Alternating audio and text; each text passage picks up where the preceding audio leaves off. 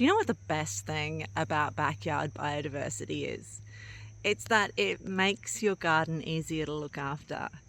In my garden, just in the last 3 years that I've lived here, I've identified 414 different species, which I've logged on iNaturalist. Let me know if you'd like me to make a video on how to do that. For a lot of those kind of observations, you need to take photographs. I've been disappointed in the quality of my photographs lately, and I felt like I'm not really progressing.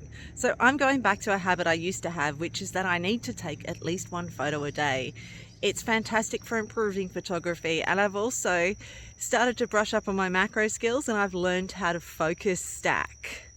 Now, before the end of this video, I'm going to explain to you why I've seen lots and lots of butterflies lately. So stick around if you want to know about that. Don't forget to like, comment, subscribe, interact somehow if you would like to support the channel. All interaction is very much appreciated. But let's get on with my photo a day for 1 week from the 2nd of August this year. I'll show you my favorite photo of the day and tell you a little bit about the organism I observed and identified.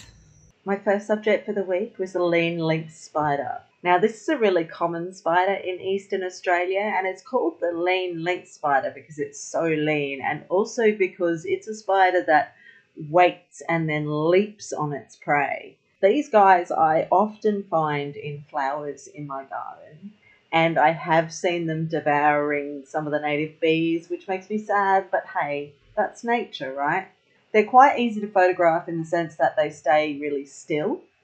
They're difficult in that they're in the shade. I decided that these would be better if I focus stacked because those legs are quite long. So you can see with this one, the focus stack wasn't completely successful simply because I didn't get anything with the front of the flower in focus. Otherwise, I'm reasonably happy with it. It's certainly okay for someone who's not very experienced with focus stacks.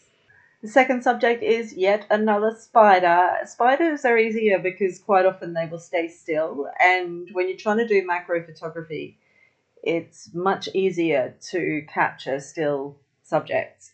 Anyway, so this is one of my favorites. It's the northern jeweled spider, and I love the little piece of trivia that in 1775 it was actually the first spider species to be described and classified in Australia.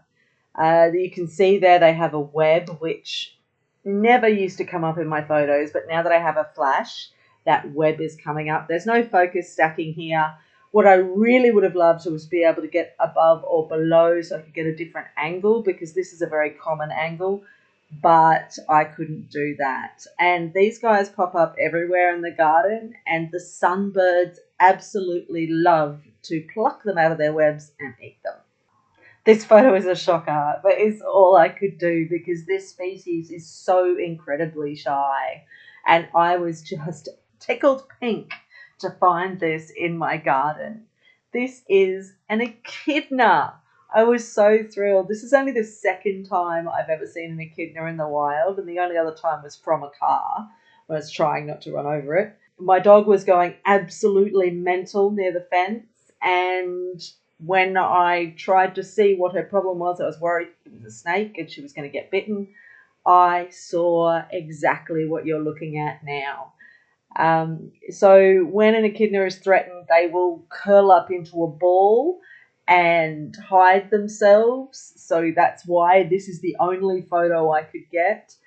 And at the moment, they're seen more often because this is peak breeding season. So at the moment, they're all on the move looking for mates. Finally, a bee. At this time of year, the bees are a bit quieter in my garden simply because of the daytime temperatures. They're a lot lower than usual. But I did find this little stingless bee on the Ixora plants. It is an exotic plant, but it's actually well worth growing simply because there are so many things in the garden that use it for habitat, particularly bees and butterflies, and it provides food for them. I was quite disappointed in this photo of the iridescent leaf cylinder beetle, simply because it was so shiny and pretty, and I just don't feel like the photo captured that.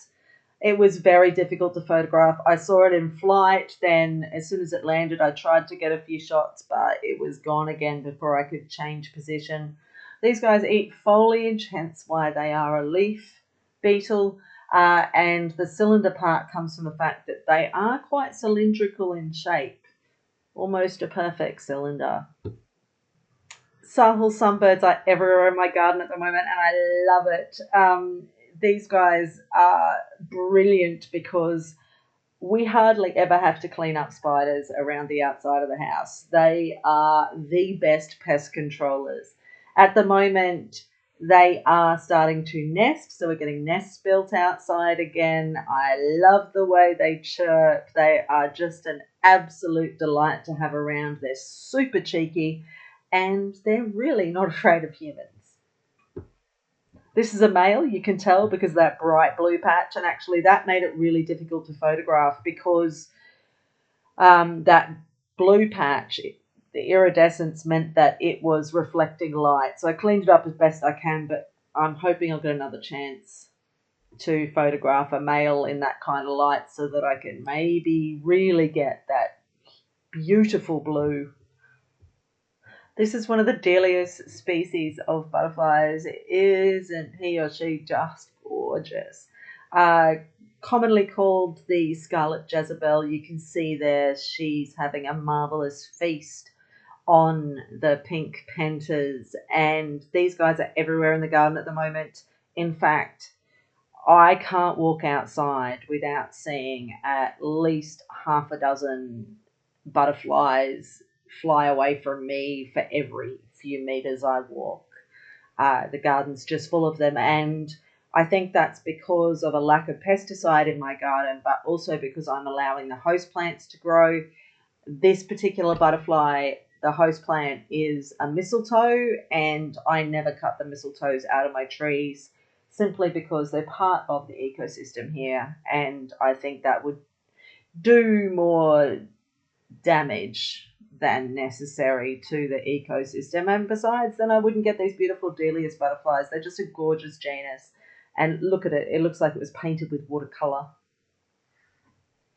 Thanks for watching today. I hope you enjoyed the photographs. Please feel free to comment down the bottom or ask any questions you have.